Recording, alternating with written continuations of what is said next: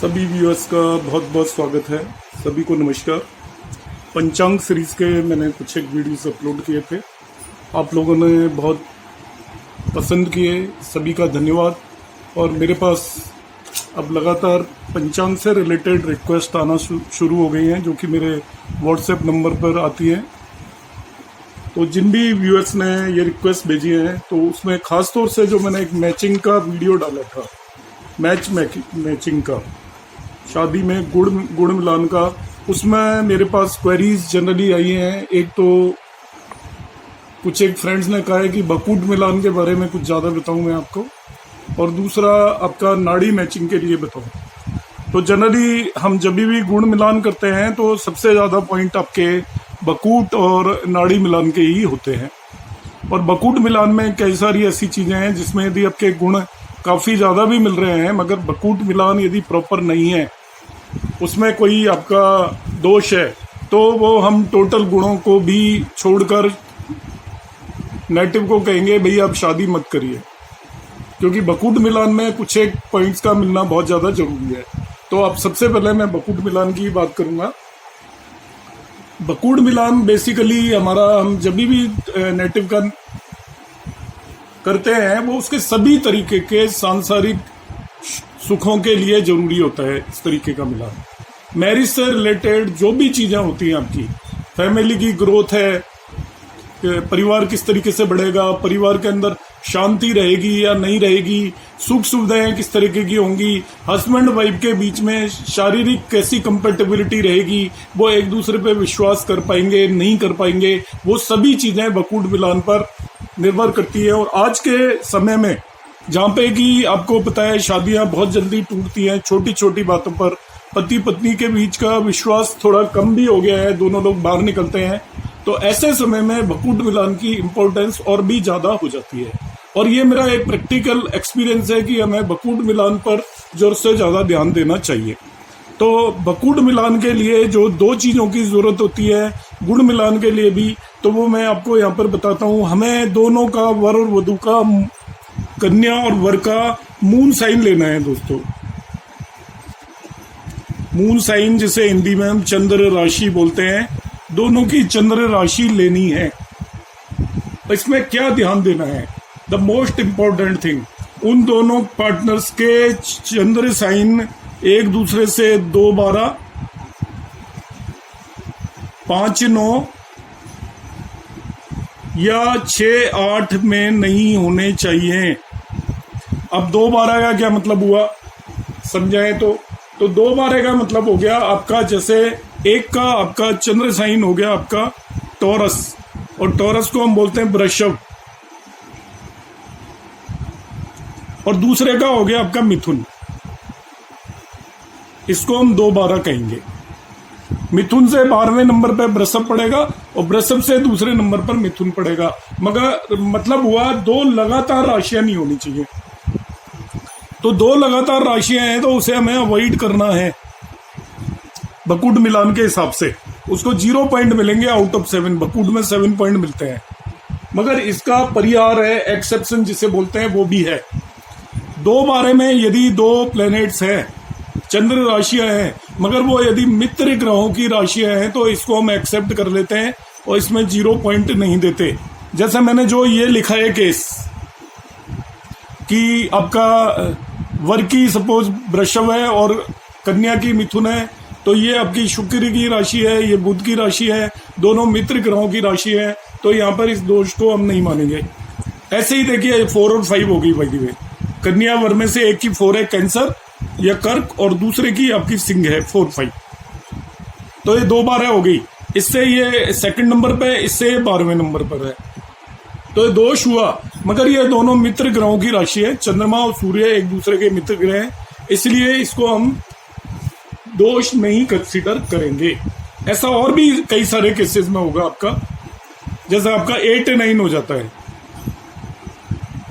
8 क्या हो गया आपका, ये आपकी मार्च मंगल की राशि होगी और ये बृहस्पति की राशि होगी, दोनों एक दूसरे से 2-12 हैं, मगर दोनों एक दूसरे के मित्र हैं, तो मित्र ग्रहों की राशि है, तो यहाँ पे इसको हम एफ्लिक्शन को ज्यादा डेंजरस कंसीडर नहीं करते। और ऐसा यदि आपका बकूट दोष आ रहा है 2 बारे का, तो उस केस में आप कहेंगे कि भाई कोई दिक्कत नहीं है और आप उनको कहोगे मैरिज कर सकते हो यदि बाकी सारी चीजें मिल रही हैं। तो बकूट मिलान की बहुत ज्यादा इंपॉर्टेंस है। यदि वो मित्र ग्रहों की राशियां 2 बारे पर है तो हम उसको क्या करेंगे, दोष होते हुए भी हम उसको ऐसा नहीं कहेंगे कि आप मैरिज मत करिए।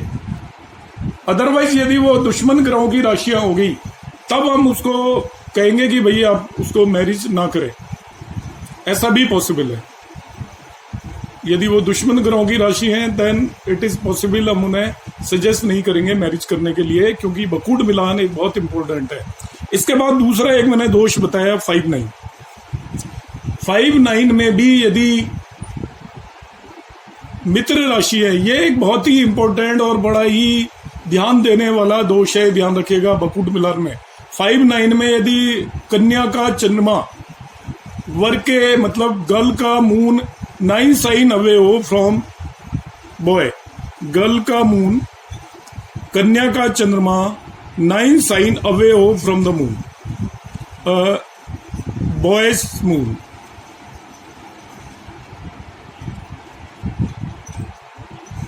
उस केस में आप उसकी कितनी ही अच्छी दोनों के मिलान हो, वो सारे मिलान को आपने कह देना है कि दोनों में शादी नहीं हो सकती।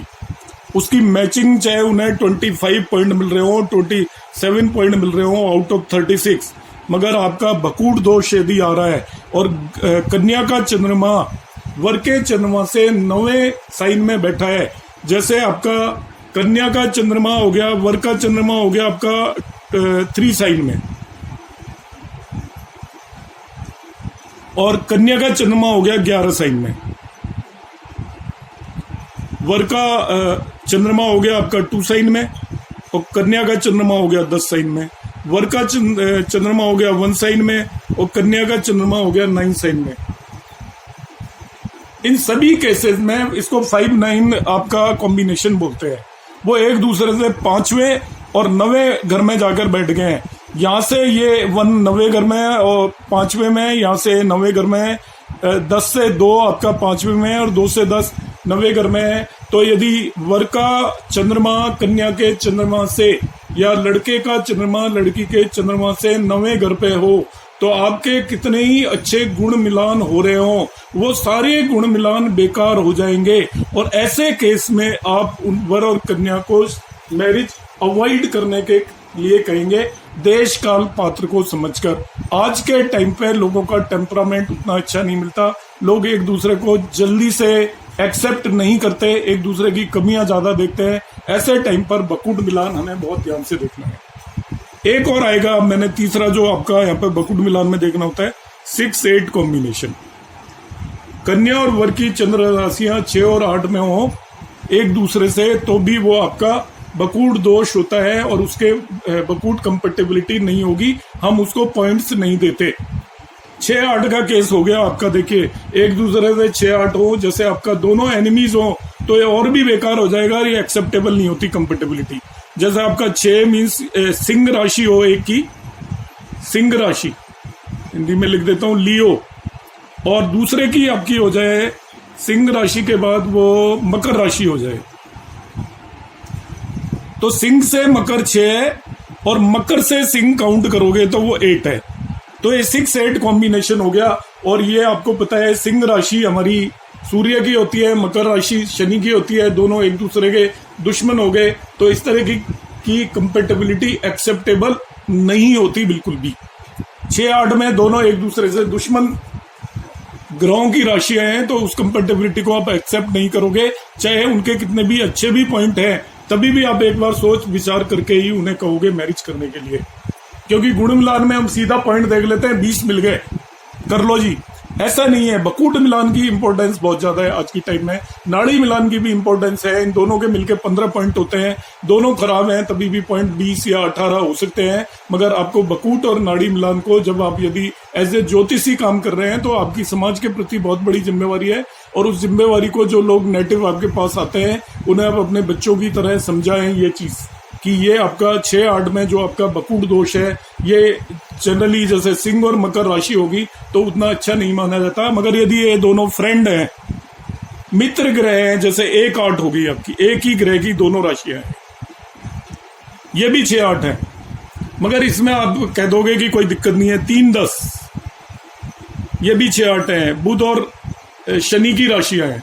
5-12 कोई दिक्कत नहीं है उतनी ज्यादा बड़ी, 5 क्योंकि सूर्य की और 12 आपकी बृहस्पति की है, दोनों एक दूसरे के दोस्त हैं। 7-2 इसमें भी कोई इतनी दिक्कत नहीं है। 9-4 7-2 तो दोनों शुक्र की होगी, तो दोनों राशि एक ही ग्रह की है, तो बकूट दोष होते हुए भी कोई दिक्कत नहीं है। 9-4 में भी कोई प्रॉब्लम नहीं है। तो इस केस में इन एफ्लिक्शन को आप इग्नोर कर सकते हो। 11-6 11-6 तो 11-6 भी आपका शनि और बुध की है, तो इस केस में आप इस एफ्लिक्शन को, इस दोष को आप इग्नोर कर सकते हो। अब हम दूसरी बात करेंगे। यहाँ पर मैंने बकूट मिलान के बारे में बताया कि बकूट मिलान में हम देखते हैं कि दोनों की चंद्र राशियां एक दूसरे से 2-12, 5-9 और 6-8 में नहीं होनी चाहिए, नहीं तो उसे हम बकूट दोष बोलते हैं। मगर इस केस में यदि वो दोनों राशियां मित्र ग्रहों की हो या एक ही ग्रह की हो, तो हम उसको उतना ज्यादा बुरा नहीं मानते। अब आता है नाड़ी दोष। यदि आपने देखना है पंचांग की हेल्प से, आप डायरेक्टली कोई भी वो दोनों का चार्ट आ गया आपके पास, कोई पंचांग वगैरह नहीं है, चार्ट भी मालूम है, तो हम नाड़ी दोष को आराम से देख सकते हैं। तो नाड़ी दोष देखने के लिए हम क्या करेंगे, नंबरिंग करेंगे। हमें मालूम है 27 नक्षत्र हैं, तो इस तरीके से हम लिखेंगे 1 2 3। अब यहीं से 4 5 6 लिखना है अपने, फिर ऊपर से 7 8 9 आएंगे हम, 10 11 12 13 14 15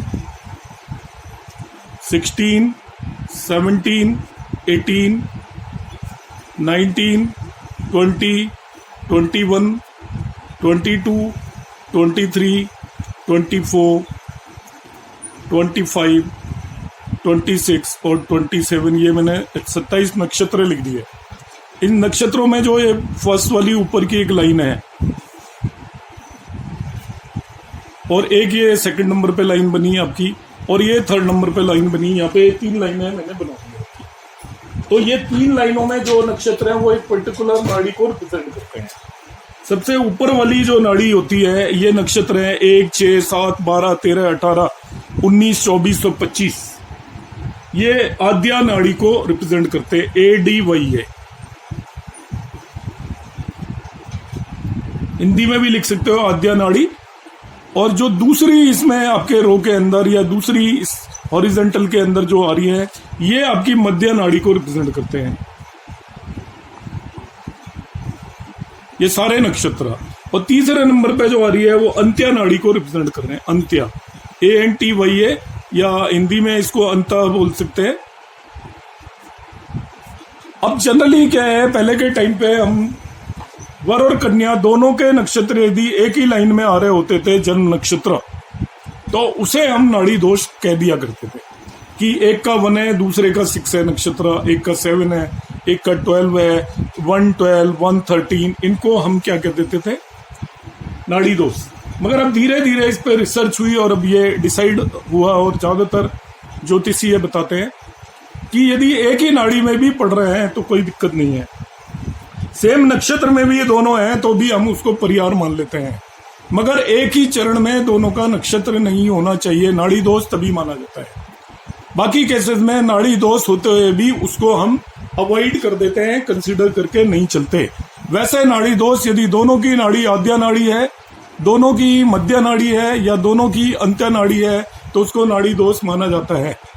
मगर दोनों के यदि सेम नाड़ी होते हैं भी, यदि अलग अलग नक्षत्र हैं, तभी भी नाड़ी दोष को समाप्त मान लिया जाता है।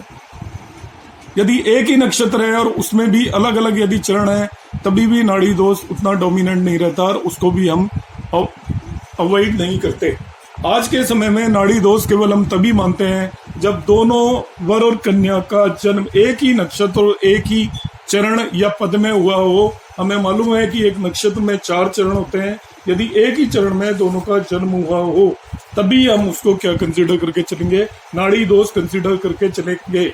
मगर एक ही नक्षत्र में होते हुए भी यदि अलग अलग चरण में भी दोनों का यदि जन्म हो गया हो, तभी भी हम उसको नाड़ी दोष नहीं मान के चलते हैं।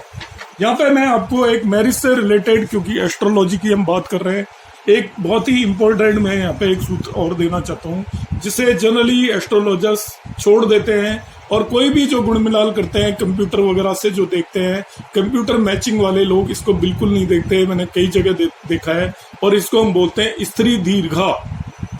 स्त्री दीर्घा इंग्लिश में यदि स्पेलिंग लिखूंगा तो STREE आएगा स्त्री, और दीर्घा DIRGHA, और हिंदी में लिखूंगा तो मे बी स्पेलिंग कुछ रॉन्ग हो सकती है, ये स्त्री है।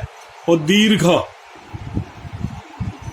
स्त्री दीर्घा एक बहुत ही इंपॉर्टेंट कंसेप्ट है जिसे आपने ध्यान रखना है। और जो लोग यदि किसी भी नेटिव का मैच मेकिंग कर रहे हैं तो आपसे सभी से अनुरोध है कि इसको आप जरूर देखें।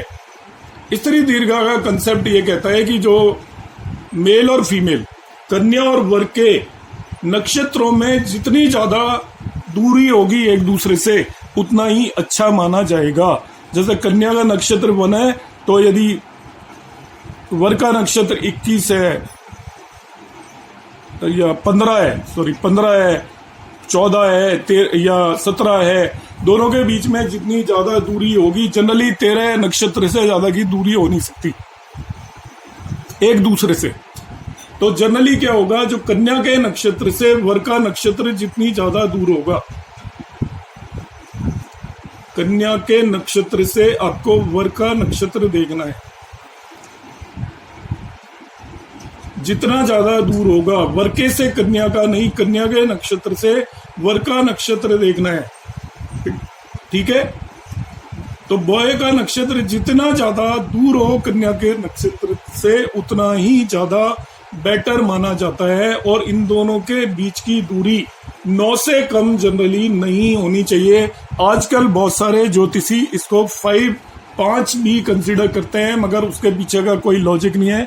वो हम लोग जो जुगाड़ बता देते हैं कि बंदे का काम ही करना है, कोई आ गया और वो बात नहीं मान रहा है तो हम कह देते हैं कि नहीं चलो 5 भी है तो कोई बात नहीं, मगर एक्चुअल में कम से कम दोनों के बीच की दूरी 9 की होनी चाहिए। जैसे कन्या का नक्षत्र 1 है तो लड़के का नक्षत्र कम से कम आपका 10 तो होना ही चाहिए। 10 के बाद 11, 12, 13, 14, 15, 16, 17, 18 जितना ज्यादा दूर होगा